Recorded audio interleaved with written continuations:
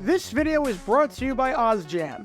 They have the best tools out there for arbitrage betting, which is like betting both sides of a coin. It's going to come up heads or tails, so you win either way. Every sportsbook has different odds, and OddsJam tracks all these odds so that you know exactly what games to bet and how much to bet so that you will always come out on top completely stress-free by playing both sides. It's not betting so much as it is math. I'm already up over $1,200 after 10 days just using their calculator and doing exactly what it says, not having lost once despite placing hundreds of bets in that time frame. One of those was during the Eagles-Saints game, as I bet both sides on whether Rashid Shaheed would score a touchdown, and came away with a nice profit as a result. And there have been moments that I pounced on arbitrage odds like these, where you can turn a 20% to 30% profit completely stress-free. OddsJam's tool makes everything one click away, and there are hundreds of bets like that every single day based on the sports books available in your area. If you do exactly as they say, you will literally always come out ahead, just as I have. If you sign up now using my promo code JG9, not only do you get a 7-day free trial, and not only does it help the channel out a lot, but you get 25% off your first month. Link in the description. So sign up for OddsJam today, where the odds will be in your favor. September 22nd, 2024. It's week 3 of the NFL season, and we've got a big game on our hands down at State Farm Stadium in the desert between the Detroit Lions and the Arizona Cardinals. For the main team in our story, the Cardinals, much like their opponent, they enter this one at 1-1, having lost a heartbreaker in week 1 to Buffalo before following that up with an unbelievable blowout victory against their arch-rival, the Los Angeles Rams. If you can win this game and get to 2-1, then not only will you be one of the biggest pleasant surprises in football, but you potentially have a chance, depending on the other results, to have first place in the NFC West because of the tiebreakers. With momentum riding heavily in favor of Arizona entering this game, this was definitely an opportunity to do something special. And speaking of having an opportunity to do something special, you have an opportunity to do something special right now by hitting that like button down below, subscribing, and turning on the notification bell so you don't miss a single video that we post on the channel. We post every single day about the weird and the wacky history of the NFL. So if you like that sort of stuff, then this is the place for you. Thanks in advance for your support as we try and hit 70,000 subscribers. And so far, in a completely normal game without any controversy whatsoever, and without any questionable decisions that left people in a rage and wondering how time is constructed, the Cardinals find themselves down 20-13. However, even though they're down by 7, they have a big opportunity here on this third down play. It's 3rd and 12 for the Lions. Just gonna stop here, and you get the ball back with 2 minutes left and a timeout down by 7 points with a fair amount of time to drive down the field and tie it up. Instead, the Lions convert the first down, with Jared Goff hitting one of the best wideouts in football, Amon-Ra St. Brown, over the middle of the field at the 46-yard line for a first down. Well, that stinks, and that really just put a dent in your team's chances at winning.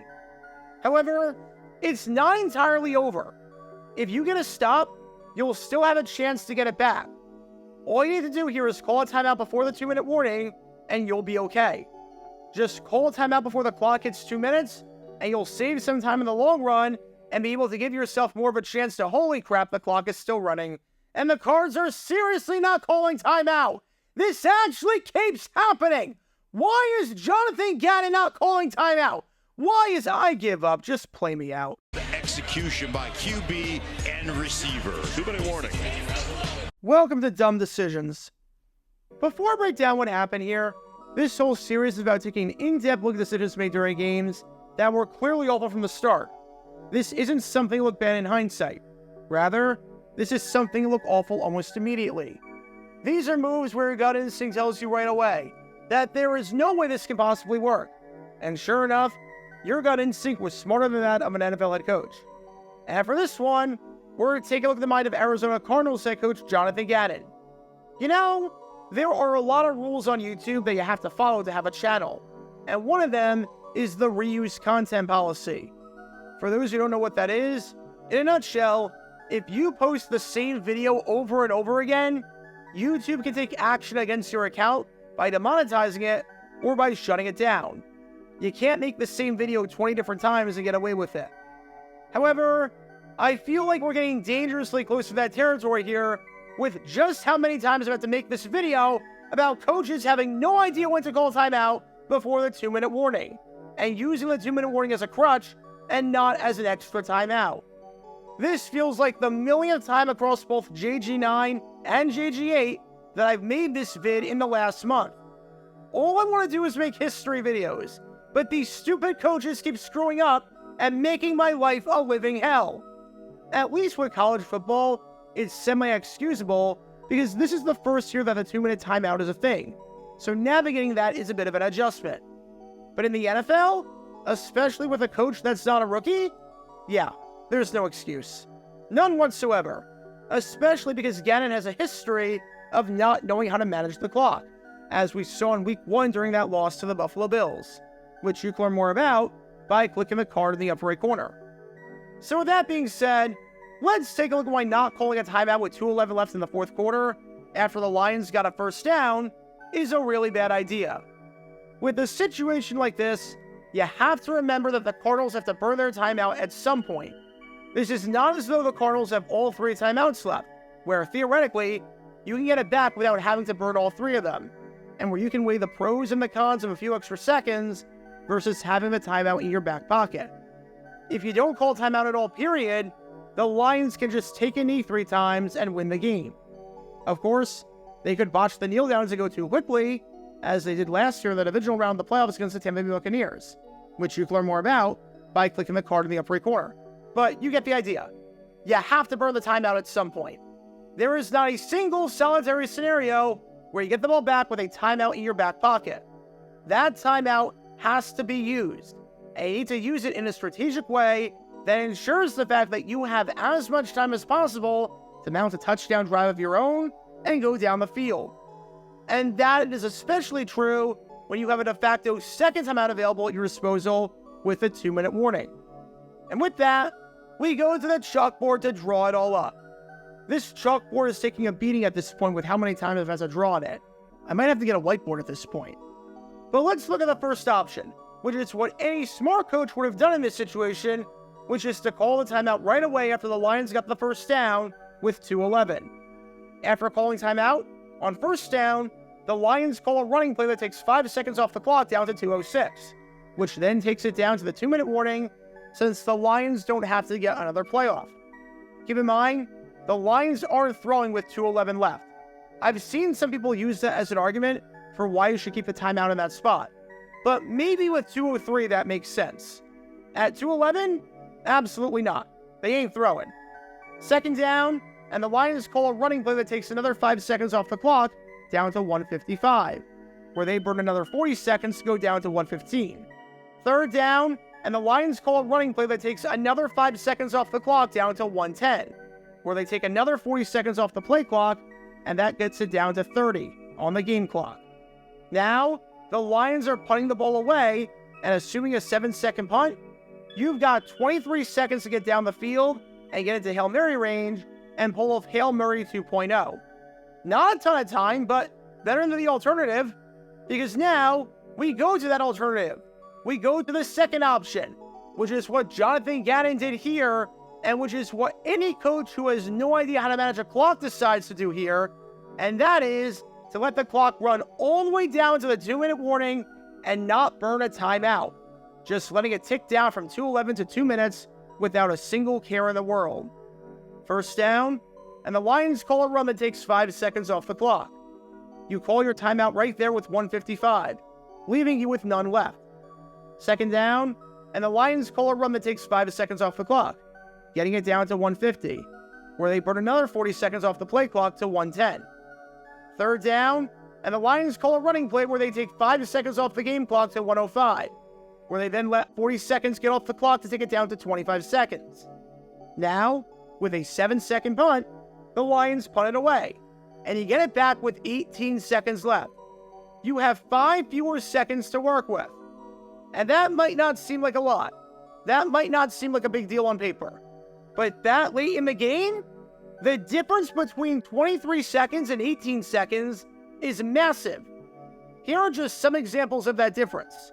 With 23 seconds left, if you call out routes to the sidelines to get to the 50 and get to Hail Mary range, you have time for 4 plays before you need to do the Hail Mary. assuming an out route play takes 5 seconds. With 18 seconds left, you only have time for 3 of those plays. That's a big difference at this juncture. With 23 seconds left, if something's open 30 yards down the field to get you into Hail Mary range, but it's over the middle of the field, you can go for that play and have time to get back to the line of scrimmage and spike it. With 18 seconds left, you don't have time to do that. You have to go to the sidelines, because anything over the middle of the field will end it. With 23 seconds left, if you take a sack for some crazy reason, you have time to spike it before trying some pitchy woo-woo play that will inevitably fail, although it was 1 pitch away from working in the Rams 49ers game. With 18 seconds left, a sack ends the game for good. You get the idea. 5 seconds is a pretty big time gap at this stage in the game. And with that in mind, there was, quite literally, no reason to not take the timeout if you're this man right here that you've been watching this whole time in Jonathan Gannon. Seriously, what do you have to lose? What do you possibly have to lose? You have to call it anyways. If you don't get a stop and force a punt, the game's over as it is. If you don't call the timeout at all, the game's over as it is. So you might as well call it as early as possible so that you have more time to work with, more opportunities to move the ball down the field, and more of a chance to tie the game up or potentially even win it. The clock is not your friend at this point, and every second counts. So to just waste precious seconds like this is infuriating, especially because a ton of coaches seem to do this without recognizing the importance of the 2-minute warning and its advantage that provides as a 4th timeout. And based on what we've seen so far, this is an epidemic that is not going away anytime soon. I can tell you that much. And obviously, this is not a one-size-fits-all situation where it comes to calling the timeout before the 2-minute warning on a running clock. You don't have to do it all the time. As an example, if on that 3rd down play, the Lions got 5 yards to win a 4th and 7, you might keep the timeout in your back pocket. I have no problem with that. I might rather have the timeout to work with, just in case something goes wrong on offense, than call the timeout and get a few extra seconds on the ensuing drive. So, it's not a one-size-fits-all spot.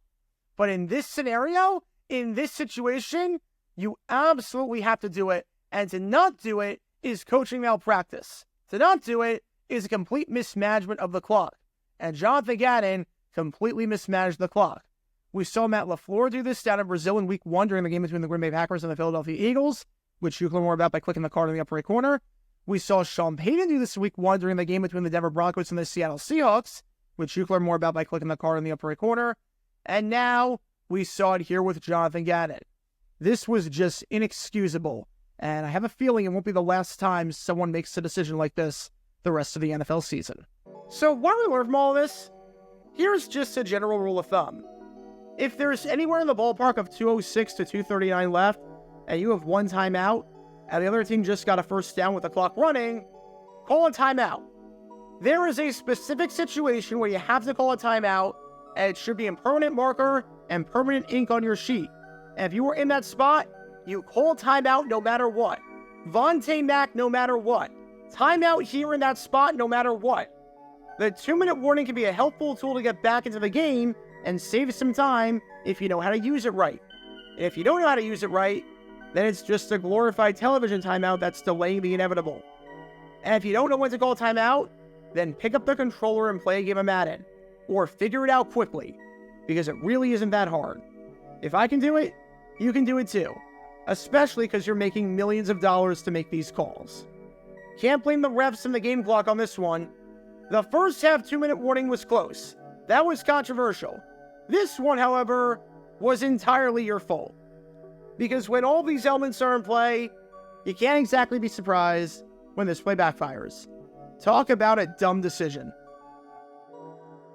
Be sure to like and subscribe if you have not done so already, as it helps the channel out a lot. And check out my other channels, JG8 for the history of college football, JG7 for the history of baseball, and JG9 News, where we talk about all things happening in the NFL.